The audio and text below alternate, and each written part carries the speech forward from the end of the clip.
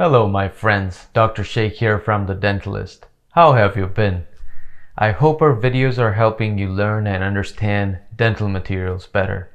In the last video, we talked all about investment materials, and today we will start with our next chapter, which is metals and alloys. By the way, I have designed a quiz specially for you related to today's topic, so make sure you take that quiz after watching this video. We all know that metals and alloys have numerous uses in dentistry. Steel alloys are commonly used for the construction of instruments and of wires for orthodontics. Gold alloys and alloys containing chromium are used for making crowns, inlays, and denture bases, while dental amalgam, an alloy containing mercury, is the most widely used dental filling material. We all know that. With the exception of mercury, which is also considered as metal, generally metals are hard and lustrous at ambient temperatures and have crystalline structures in which the atoms are closely packed together. Another thing you should remember is that metals are opaque and are good conductors of both heat and electricity. I believe you also have an idea that metals and alloys can be modified into different shapes. The shaping of metals and alloys for dental use can be accomplished by one of the three methods, namely casting, cold working, or amalgamation. Casting involves heating the material until it becomes molten, when it can be forced into an investment mold which has been prepared from a wax pattern, just like how we discussed in our last two videos. Cold working involves mechanical shaping of the metal at relatively low temperatures, taking advantage of the high values of ductility and malleability possessed by many metals. Do you remember what ductility and malleability is? Ductility and malleability are general terms that can be used for any material and not only metals. Ductility is actually a physical property that describes a material's ability to be stretched, pulled, or drawn into thin wire or thread without breaking. When it comes to metals, ductility is the ability of a metal to be drawn into thin wire without breaking. The metals that have this ability are called ductile metals. Malleability in general terms is the quality of something that can be shaped into something else without breaking, like the malleability of clay. When it comes to metals, malleability is the ability of metal to be hammered into thin sheets. The metals that have this ability are called malleable. Now, apart from cold working, which involves ductility and malleability, some alloys can be mixed with mercury to form a plastic mass which gradually hardens by a chemical reaction, followed by crystallization. The material is shaped by packing it into a tooth cavity while still in the plastic stage. This method of shaping metals is called amalgamation. We'll discuss in detail about amalgamation in another video. Now, let's talk about structure and properties of metals. Metals usually have crystalline structures in the solid state. When a molten metal or alloy is cooled, the solidification process is called crystallization and is initiated by specific sites called nuclei. The nuclei are generally formed from impurities within the molten mass of metal. Crystals grow as dendrites or spherulites, which can be described as three-dimensional structures emanating from the central nucleus. Crystal growth continues until all the material has solidified and all the dendritic or spherical crystals are in contact. Each crystal is known as a grain, and the area between two grains in contact is the grain boundary. After crystallization, the grains have approximately the same dimensions in each direction, measured from the central nucleus. They're not perfectly spherical or cubic, however, nor do they conform to any other geometric shape. They're said to have an equiaxed grain structure. A change from an equiaxed structure to one in which the grains have a more elongated fibrous structure can cause important changes in mechanical properties. The atoms within each grain are arranged in a regular three-dimensional lattice. Such defects are normally referred to as dislocations, and their occurrence has an effect on the ductility of the metal or alloy. Ductility was when the metal is drawn into thin wire. When the material is placed under a sufficiently high stress, the dislocation is able to move through the lattice until it reaches a grain boundary. The plane along which the dislocation moves is called a slip plane, and the stress required to initiate movement is the yield stress. In practical terms, the application of a stress greater than the yield stress causes the material to be permanently deformed as a result of movement of dislocation. Depending upon the circumstances, this can be a disadvantage, or alternatively may be used to the advantage, as in the formation of wires. You should know that the grain boundaries form a natural barrier to the movement of dislocations. The concentration of grain boundaries increases as the grain size decreases. Metals with finer grain structure are generally harder and have higher values of yield stress than those with coarser grain structure. Hence, it can be seen that material properties can be controlled to some extent by controlling the grain size. As we have discussed in a previous video, the yield stress cannot be practically measured. The proportional limit is therefore often used as an indication of yield stress. The proof stress of a material is defined as the amount of stress it can endure until it undergoes a relatively small amount of plastic deformation. Specifically, proof stress is the point at which the material exhibits 0.2% of plastic deformation. A fine grain structure to make the metal harder can be achieved by a rapid cooling of the molten metal or alloy following casting. This process, often referred to as quenching, ensures that many nuclei of crystallization are formed, resulting in a larger number of relatively small grains. Slow cooling causes relatively few nuclei to be formed, which results in a larger grain size.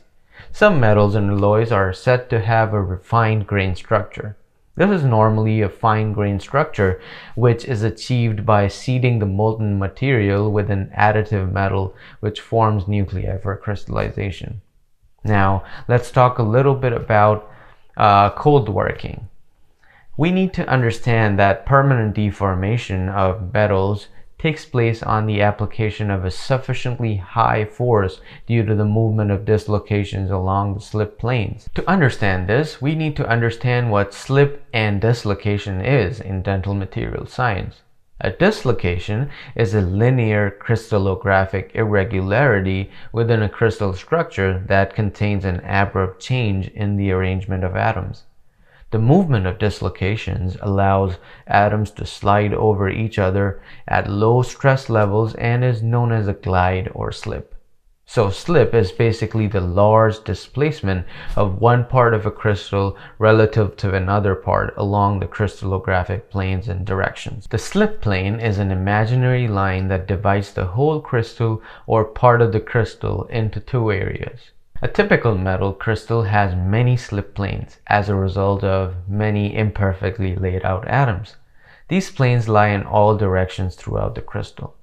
Now that you know what slip planes and dislocations in crystals are, I want you to listen to this again. Permanent deformation of metals takes place on the application of a sufficiently high force due to the movement of dislocations along the slip planes. Make sense now? Good. Now, for an applied tensile force, the maximum degree of extension is a measure of the ductility of the metal or alloy.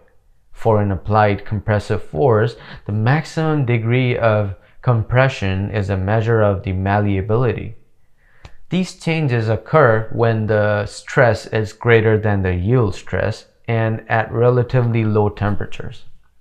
Such cold working not only produces a change in microstructure with dislocations becoming concentrated at grain boundaries, but also a change in grain shape.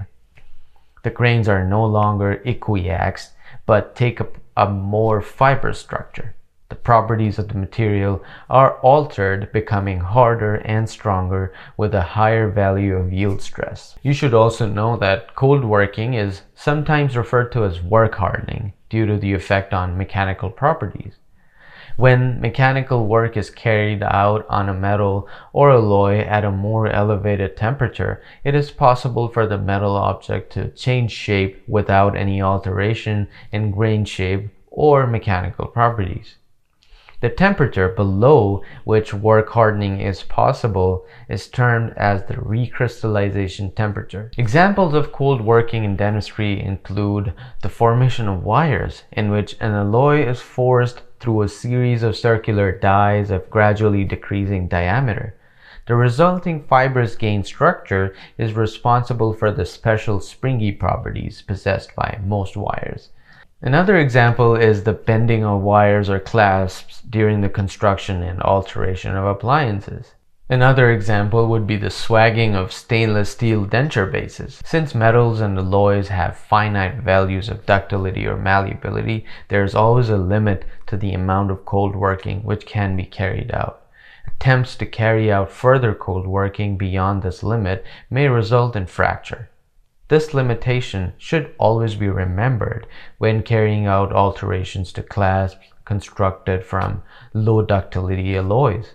If a cold worked metal or alloy with a fibrous grain structure is heated to above its recrystallization temperature, it gradually reverts to an equiaxed form and becomes softer with a lower value of yield stress but a higher ductility. Hence, recrystallization can be used as a softening heat treatment in many applications of wrought alloys. However, recrystallization is something which must be avoided because of the adverse effects on mechanical properties, since it makes the alloy softer. If the material is maintained above the recrystallization temperature for sufficient time, diffusion of atoms across the grain boundaries may occur, leading to grain growth. The effect of grain size on mechanical properties has already been discussed, and it is clear that the grain growth should be avoided if the properties are not to be adversely affected. Cold working may cause the formation of internal stresses within a metal object. If these stresses are gradually relieved, they may cause distortion, which could lead to the loss of fit of, for example, an orthodontic appliance. For certain metals and alloys, the internal stresses can be wholly or partly eliminated by using a low temperature heat treatment referred to as stress relief annealing. This heat treatment is carried out well below the recrystallization temperature and has no deleterious effect on the mechanical properties since the fibrous grain structure is maintained. It's not going back to the equiax structure. Now, let's talk about the structure and properties of alloys. An alloy is a mixture of two or more metals. Okay, so I want you to remember this. Mixtures of two metals are termed as binary alloys, since it involves two. Mixtures of three metals are called as ternary alloys, and so on. Now I want you to understand a term called alloy system. It refers to all possible compositions of an alloy. For example, the silver-copper system refers to all alloys with compositions ranging between 100% silver and 100% copper. In the molten state, metals usually show mutual solubility, one within another. Now I want you to understand this carefully. When the molten mixture is cooled to below the melting point, one of four things can occur. The component metals may remain soluble in each other, forming a solid solution. The solid solution may take one of three forms. It may be a random solid solution in which the component metal atoms occupy random sites in a common crystal lattice. Another possibility is the formation of an ordered solid solution in which component metal atoms occupy specific sites within a common crystal lattice. The third type of solid solution is the interstitial solid solution, in which, for example, binary alloys, the primary lattice sites are occupied by one metal atom, and the atoms of the second component do not occupy lattice sites, but lie within the interstices of the lattice. This is normally found where the atomic radius of one component is much smaller than that of the other.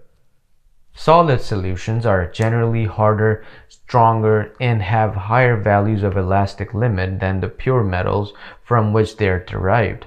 This explains why pure metals are rarely used. The hardening effect, known as solution hardening, is thought to be due to the fact that atoms of different atomic radii within the same lattice form a mechanical resistance to the movement of dislocations along the slip planes. The next possibility that could occur when the molten mixture is cooled below the melting point is the component metals may be completely insoluble in the solid state. Examination of a binary alloy of two metals A and B showing this behavior reveals the presence of some areas containing pure metal A and others containing pure metal B. This type of alloy is susceptible to electrolytic corrosion, particularly if the component metals have widely differing electrochemical potentials. Complete insolubility of two metals is rarely encountered in practice. Next possibility is that the two metals may be partially soluble in the solid state. For metals A and B, two distinct phases exist within the solid state. One phase consists of a solid solution of metal B in metal A, while the other phase consists of a solid solution of A and B. There is a limit to the solubility of the two metals, one within the other in each of the two types of grain. The solubility is temperature dependent and normally decreases markedly as the temperature is reduced from the melting point down to the room temperature. These partially soluble solid solutions are far more commonly encountered than the completely insoluble material that we talked about previously. Now, another occurrence, the fourth possible occurrence that we mentioned before, it could be if the two metals show a particular affinity for one another. They may form intermetallic compounds with precise chemical formulation, for example silver tin. Since intermetallic compounds have specific valence requirements, there are fewer crystal imperfections and the potential for movement along the slip planes is reduced. Such materials therefore tend to be relatively hard and brittle with low ductility. Hence, the grain size of alloys can be controlled by the rate of cooling from the melt. Alloys can be work hardened and they undergo recrystallization and grain growth under the correct conditions. Now tell me, have you heard of cooling curves? Metals and alloys are sometimes characterized using cooling curves. The metal is heated until it goes in its molten stage, then it's allowed to cool and a plot of temperature against time is recorded. For a pure metal, the cooling curve displays a distinct plateau region at the melting point, indicating that temperature remains constant over a period of time during crystallization. With few exceptions, the cooling curves for alloys show no such plateau region. Crystallization begins at temperature T1 and is completed at temperature T2. Hence, crystallization takes place over a range of temperatures. For a binary solid solution alloy of two metals A and B, in which the melting point of metal A is greater than that of metal B, the first material to crystallize at just below temperature T1 will be rich in the higher melting point metal A, while the last material to crystallize at the temperature just above T2 is rich in the lower melting point metal B. Each alloy grain can be envisaged as having a concentration gradient of metals, the higher melting metal being concentrated close to the nucleus and the lower melting metal close to the grain boundaries. The material is said to have a cored structure. Coring occurs when an alloy is cooled too quickly for diffusion to fully take place. Such coring may influence corrosion resistance since electrolytic cells may be set up on the surface of the alloy between areas of different alloy composition. If a series of cooling curves for alloys of different composition within a given alloy system are available, a phase diagram can be constructed from which many important predictions regarding coring and other structural variations can be made. The temperature range over which an alloy crystallizes can readily be obtained from the cooling curve if the temperatures T1 and T2 are obtained over a range of compositions for an alloy system and their values plotted against percentage composition, a useful graph emerges. This is illustrated in this phase diagram for a hypothetical solid solution alloy of metals A and B. The melting points of the pure metals are indicated by the temperatures TMA and TMB. The upper and lower temperature limits of the crystallization range T1 and T2 are shown for 4 alloys ranging in composition from 80% A, 20% B to 20% A and 80% B. The phase diagram is completed by joining together all the T1 points and all the T2 points together with the melting points of the pure metals, TMA and TMB. At temperatures in the region above the top line, known as the liquidus line, the alloy is totally liquid. The temperatures in the region below the bottom line, known as the solidus line, the alloy is totally solid. At temperatures in the region between the solidus and liquidus lines, the alloy consists of a mixture of solid and liquid. The composition of the solid and liquid phases at any temperature between T1 and T2 can be predicted with the aid of the phase diagram. Now the phase diagram is redrawn in order to illustrate how it may be used to predict some of the characteristics of the alloy. Consider, for example, an alloy of composition X, approximately 60% A and 40% B. This alloy may be rendered completely molten by heating it to a temperature above TL, which represents the liquidus temperature for that particular composition. If the alloy is cooled from above TL, it remains molten until the temperature TL is reached, when the first solid begins to form. The composition of the first solid to form is given by drawing a horizontal line or tie line to intersect the solidus. In this case, drawing such a tie line reveals that the first solid to form has composition Z, approximately 90% A and 10% B. As the alloy is cooled further, more crystallization occurs, and between temperatures TL and TS, a mixture of solid and liquid exists. Selecting one temperature, TSL, within this region, the composition of both solid and liquid can be predicted by noting where the tie line intersects both solidus and liquidus. Thus, at temperature TSL, the composition of the solid is Y, approximately 80% A, 20% B, and the composition of the remaining liquid is W, approximately 70% B and 25% A. On further cooling, the alloy becomes completely solid at temperature TS.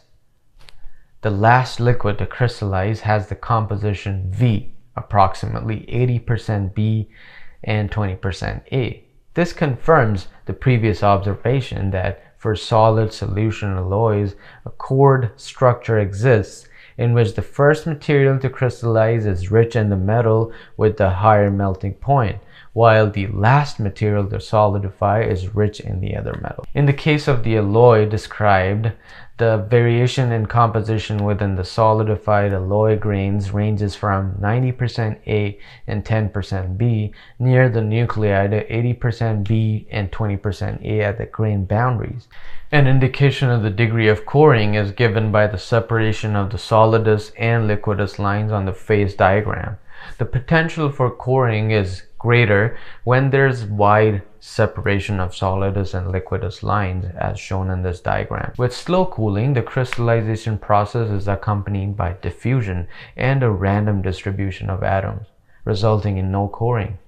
Rapid cooling quickly denies the alloy the energy and mobility required for diffusion of atoms to occur, and the core structure is locked in at low temperatures. Reducing the cooling rate as a means of eliminating coring would be self-defeating, since it would produce an alloy with large grain size, which of course would have inferior mechanical properties. The coring may markedly reduce the corrosion resistance of some alloys. A heat treatment is sometimes used to eliminate the chord structure. Such a heat treatment is termed as a homogenization heat treatment. This involves heating the alloy to a temperature just below the solidus temperature for a few minutes to allow diffusion of atoms and the establishment of a homogeneous structure. The alloy is then normally quenched in order to prevent grain growth from occurring. An example of a solid solution alloy is the gold-silver system. Now, let's quickly talk about eutectic phase diagrams. It has already been pointed out that some metals are completely insoluble in the solid phase, and an alloy of such metals consists of a mixture of grains of the pure metal components. Phase diagrams may be constructed by exactly the same technique as that described for solid solutions, by constructing cooling curves and noting the temperatures at which crystallization commences and is complete. Such a phase diagram for a hypothetical alloy of two metals A and B is shown in this diagram. The liquidus line is given by joining points A, C, and E, while the solidus is given by A, B, C, D, E. The temperatures TMA and TMB are again the melting points of the pure metals A and B. In the two triangular regions between the solidus and liquidus lines, a mixture of solid and liquid exists. The solid is always one of the pure metals. To the right of point C, it is always pure B, and to the left of point C, it is always pure A. The alloy with composition corresponding to point C is called the eutectic alloy and is of particular interest since it crystallizes at a given temperature and not over a range of temperatures. The word eutectic comes from Greek origin. Eu means good and texas means melting. So simply put, a eutectic composition is an alloy of two or more metals which, when heated to its melting point, solidus temperature, will completely change from solid to liquid at the same temperature, that is, isothermally. In other words, these alloys would have the lowest possible melting point and would easily melt. So Eu means good, tectic means melting. Good melting or easy melting is how you can remember these eutectic alloys. In this respect, the eutectic alloy behaves in a similar fashion to a pure metal. Alloys with composition close to the eutectic composition have narrow melting ranges and melting points considerably lower than those of the component pure metals. For these reasons, they are often used as solders. The eutectic phase diagram can be used to predict composition changes during crystallization in just the same way as the solid solution diagram was used. For the most simple case of the eutectic alloy, it solidifies at temperature TE to give a mixture of metals in A and B. This diagram illustrates what happens during crystallization for an alloy X not having the eutectic composition. On cooling, crystallization begins at temperature TL. The intersection of the horizontal tie line with the solidus indicates that the first metal to crystallize is pure metal A. At temperature T1, the alloy lies in the region between solidus and liquidus lines, indicating that a mixture of solid and liquid exists. The compositions of solid and liquid are given by the points of intersection of tie line with the solidus and liquidus lines. Thus, it can be seen that at T1, the solid formed is still pure metal A, while the remaining liquid has composition Y. On cooling further to temperature T2, the solid is still pure metal A, but the remaining liquid has composition Z, very close to the eutectic composition. Finally, on reaching temperature TE, the eutectic mixture of metals remaining in the liquid phase crystallize out. Hence, a simplified explanation of what happens during cooling is that one of the pure metals crystallizes until the remaining mixture of molten metals has a composition equivalent to the eutectic.